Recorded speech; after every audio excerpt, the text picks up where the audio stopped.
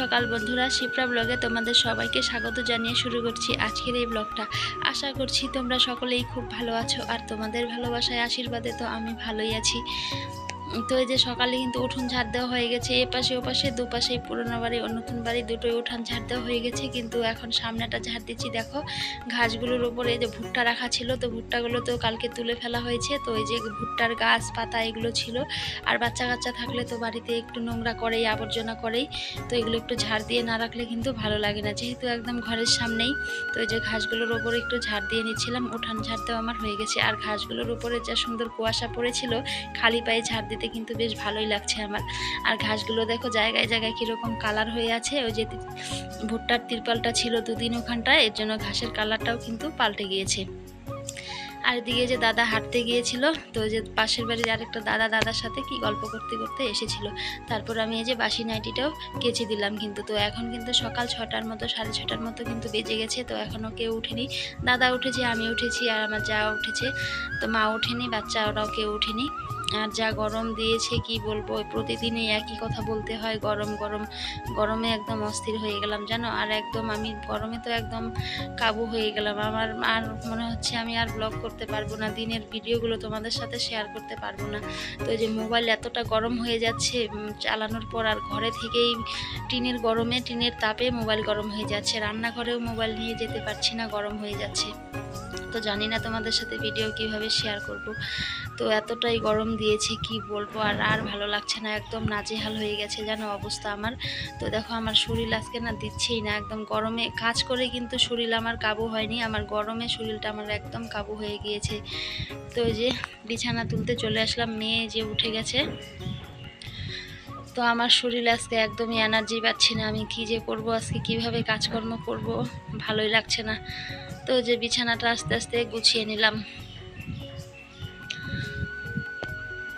এত গরমের জন্য না রাতেও ঘুমানো যাচ্ছে না, সিলিং নেই ঘরে, এত বড় মানে ঘরটা না টিনের।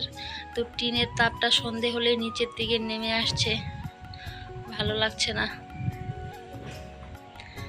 একদমই। মনে আমার ভিডিও করার, কাজ করার কোনোটারই মুড নেই, কিন্তু কি করব, করতে তো হবেই।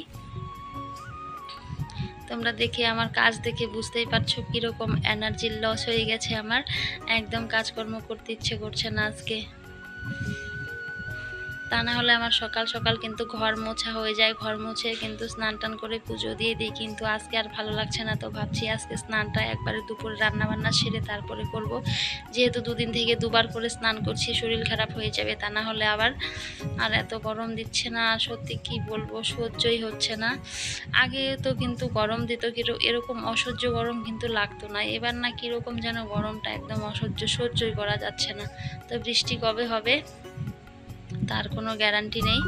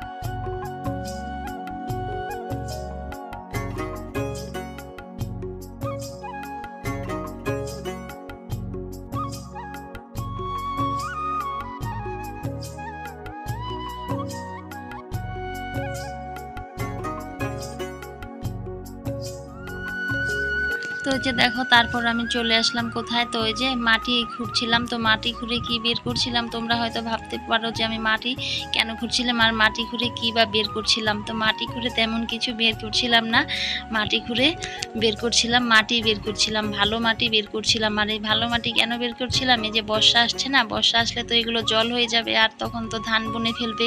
তো যে উনান লেপতে হবে না আমাদের, সারা বছর উনান যে লেপতে হয়, তার জন্য যে ভালো মাটি বের করে তুলে রাখছিলাম রেখেছিলাম বর্ষার জন্য। তো এই যে সংসারে সব কিছুই কিন্তু বর্ষার জন্য সঞ্চয় করে রাখতে হয়, সে যে কোনো জিনিসই বলো, কোনোটার থেকে কোনোটার মূল্য কিন্তু কম নয়। তো এই যে ভালো মাটি নিচের দিকটায় আছে, তো সেখান থেকেই দেখে দেখে তুলে রাখছিলাম। তো মাটি তো আছে সব জায়গায়, কিন্তু সব মাটিতে উনান লেপলে ভালো হয় না। বালি যে মাটিতে থাকে সেই মাটিতে উনান লেপলে উনান কিন্তু একদমই ভালো হয় না। তো এই যে মাঝখানের দিকে একটু আঠালো টাইপের মাটি বেরোচ্ছিল, সেটাই মানে খুঁড়ে খুঁড়ে বের করে রাখছিলাম। প্রতি বছরই কিন্তু আমাদের এই কাজটা বর্ষা আসার আগেই কিন্তু করে রাখতে হয়। তো এই যে শশা বুনেছে ক্ষেতটা, যে এই ক্ষেতটাই শুধু আছে, তাছাড়া তো এই যে চারপাশে বাগান, সেগুলো থেকে তো আর খোঁড়া যাবে না। তো এই যে এই ক্ষেতটা থেকেই বর্ষা আসার আগে প্রতি বছর এই যে মাটি তুলে রাখি কাঁচা ঘরগুলো লেপার জন্য আর উনান লেপার জন্য, এর জন্যই মাটি খোঁড়া হচ্ছিল।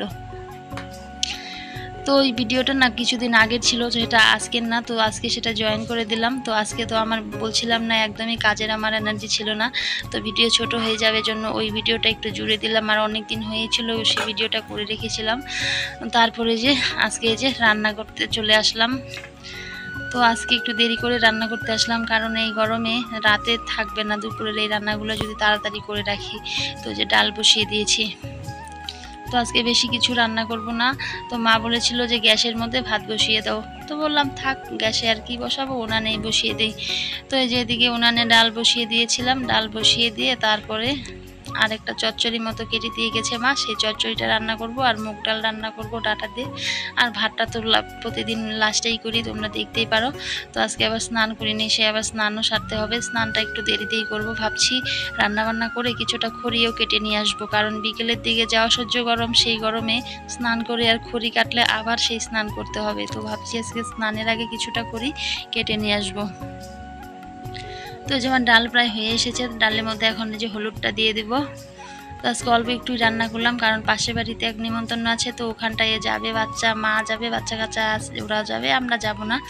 তারপর আবার পুজো আছে, আজকে বাড়ির পুজো আছে। তো এদিকে যে দেখো চচ্চড়িটাও রেডি করে নিয়েছি। তো একটু সামান্য শুটকি মাছ দিয়ে রান্না করব, এটাকে ছোট ছোট শুটকি মাছ আছে, সেটা দিয়ে রান্না করব। সারাদিন খুব খারাপ লাগছে জানো গরমে, এত গরম দিয়েছে। তো এই যে রান্না বান্না করে স্নান টান করে এই যে খাওয়া দাওয়া করলাম এখন। আর বাড়িতে নেই, বাচ্চাগুলো সব গেছে পাশের বাড়ি নিমন্ত্রণ আছে, ওখানটায় গেছে, মাও গেছে। আর মেয়ে যে আমার বিছানা দেখো কি করে রেখে গেছে, বাড়িতে ঘরে কি করবে আর গরমে কোথায় খেলবে, ঘরে সব পুতুল বের করে নিয়ে ওই যে বিছানার মধ্যে সব সাজিয়ে রেখে যে চলে গেছে। তো বন্ধুরা এই যে দেখো ঘরে থাকাই যাচ্ছে না, ঘরে একদম ফ্যানের হাওয়া প্রচণ্ড গরম হয়ে গেছে, বিছানাও প্রচণ্ড গরম। তো এই যে বাসতলায় এসে বসে আছি, তো এখানটায় হাওয়া নেই, তবুও ঘরের চেয়ে এখানটায় আরাম আছে, এতটা গরম লাগছে। আর দেখো মুখ চোখের অবস্থা ঘেমে কি হয়ে গেছে, এত গরম দিয়েছে না, একদম সহ্য করাই যাচ্ছে না, অসহ্য গরম দিয়েছে। চারপাশটা দেখো কীরকম নিরিবিলি হয়ে আছে, একটা গাছেরও পাতা নড়ছে না।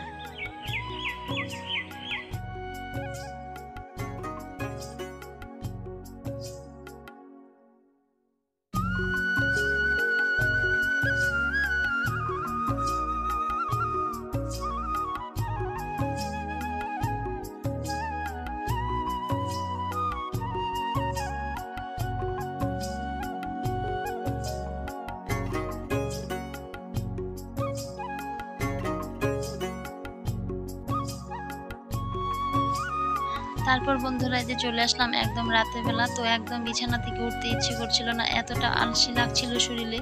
তো কি করব, উঠতে তো হবেই। তো এই যে রুটি বানাতে চলে আসলাম। আর আমাদের এই যে মাটির তাওয়াটা না অনেক দিন হয়ে গেছে, সেই 3-4 বছর হয়ে গেছে, কিন্তু এই মাটির জিনিসটা এত সুন্দর হয় রুটি, এটার মধ্যে খুব সুন্দর কিন্তু রুটিগুলো ফুলে ওঠে। তো যারা যে গ্যাসের মধ্যে রুটি করো ছেঁকে করো, কিন্তু ওভাবে না রুটি খাওয়া কিন্তু ভালো না। গ্যাসের যে ডাইরেক্ট আঁচটা রুটির মধ্যে পড়ে তাতে কিন্তু অনেকটাই ক্ষতি করে। তো এইভাবে মানে ছেঁকা ছাড়াও তো গ্যাসে রুটি করা যায়, তোমরা ওভাবেই কিন্তু করে খেও, ঠিক আছে। তো গ্যাসের মধ্যে ডাইরেক্ট রুটিটা ছেঁকলে গ্যাসের কিন্তু একটা ইসে থাকে, সেটা কিন্তু ডাইরেক্ট রুটিটার মধ্যে খাওয়ার জিনিসের মধ্যে পৌঁছে যায়। তো এদিকে দেখো রাতে কি সুন্দর পূর্ণিমা গেছে না, কালকে পূর্ণিমা গেছে, চাঁদটা কি সুন্দর লাগছে। বাইরে বেরিয়েছিলাম তো ভাবলাম একটু ক্যামেরা বন্দি করে নেই। তাহলে বন্ধুরা আজকের ভিডিওটা এই অবধি, দেখা হবে পরের কোনো ভিডিওতে। ততক্ষণে তোমরা সুস্থ থেকো, ভালো থেকো আর সাবধানে থেকো।